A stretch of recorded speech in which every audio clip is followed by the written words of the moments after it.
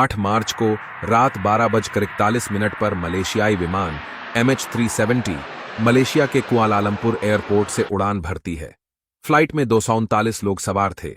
Flight का control था मलेशियाई airlines के सबसे सीनियर कैप्टन ज़ाहिरी अहमद शाह के हाथ में। उड़ान भरने के 38 मिनट बाद कैप्टन एयर ट्रैफिक कंट्रोल को गुड नाइट बोलते हैं और फिर ये विमान अचानक रडार से गायब हो जाता है।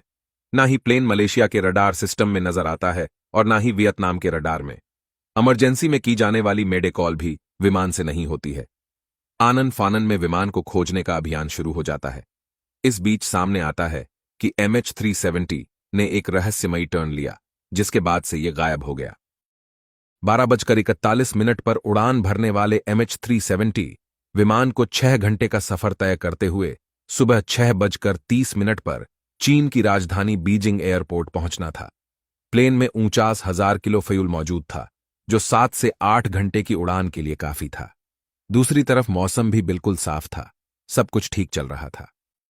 प्लेन को टेक ऑफ किए 38 मिनट हो चुके थे। इसके बाद कैप्टन ने ATC यानी एयर ट्रैफिक कंट्रोल के साथ आखिरी बार बात की। उनके आखिरी शब्द थे, गुड नाइट मलेशियन 370। इसके बाद कैप्टन को वियतनामी एयर ट्रैफिक कंट्रोल से संपर्क करना था, लेकिन 2 से 3 मिनट बाद ही प्लेन मलेशिया और वियतनाम दोनों के रडार सिस्टम से बाहर हो गया। फिर वो हुआ जो किसी ने सोचा नहीं था। प्लेन ने एक शार्प लेफ्ट टर्न लिया, कोई मेडे कॉल भी नहीं की गई। इसके बाद प्लेन से कोई संपर्क नहीं कर पाया। प्लेन में 239 लोग सवार थे, जिसमें 227 पैसेंजर और 12 क्रू मेंबर थे।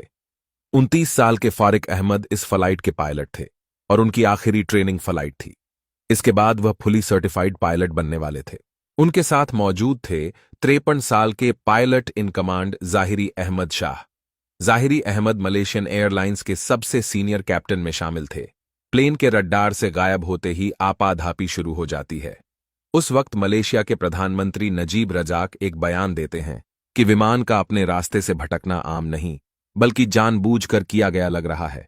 सैटेलाइट से पता चलता है कि विमान 2 एयर ट्रैफिक कंट्रोल में से किसी के साथ भी संपर्क बना सकता था, लेकिन ऐसा हुआ नहीं।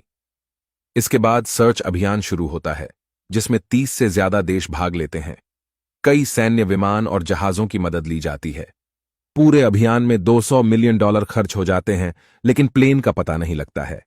3 साल बाद साल 2017 में तलाशी अभियान आधिकारिक तौर पर बंद कर दिया जाता है। विमान तो नहीं मिला, पर इसके टुकड़े मिलने के दावे किए जाते रहे हैं। मॉरिशस, मेडागास्कर, तंजानिया और दक्षिण अफ्रीका में समुद्र से विमान का मलबा मिलने का दावा किया गया है। मेडागास्कर के एक मछुआरे के घर पर लैंडिंग गियर दरवाजा मिला था।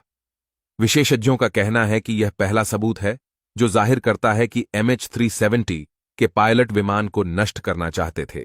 जांच के प्रमुख मार्टिन डोलन कहते हैं कि कैप्टन ज़ाहिरी ने जानबूझकर अपने साथ ऐसे पायलट को रखा जिसके पास 777 फ्लाइट यानी 2 इंजन वाला बड़ा प्लेन उड़ाने का कोई अनुभव नहीं था। डोलन के मुताबिक ज़ाहिरी ने फ्लाइट सॉफ्टवेयर में छेड़छाड़ कर उसे मार्ग से भटकाया था। वहीं कनाडा के एयर क्रैश इन्वेस्टिगेटर का मानना है कि फ्लाइट को क्रैश करने से पहले ज़ाहिरी उससे निकल गए होंगे। उनका कहना है कि ज़ाहिरी प्लेन को क्रैश करने से पहले ऐसी जगह लेकर गए थे जहां हवा का दबाव कम था।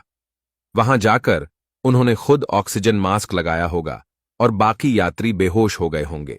वहीं इस विमान के गायब होने को लेकर एक अन्य पहेली यह है कि यह विमान दूसरे उड़ते हुए विमान की आड़ में छिप गया। तकनीक भाषा में इसे सिंगल ब्लिप कहते हैं। आशंका है कि मलेशिया का बोइंग विमान उस रोज कुछ इसी तरह दुनिया की नजर से बचकर किसी सीक्रेट जगह पर ले जाया गया हो। साल 2014 में गायब हुए इस प्लेन ने दुनिया भर को झकझोर दिया था।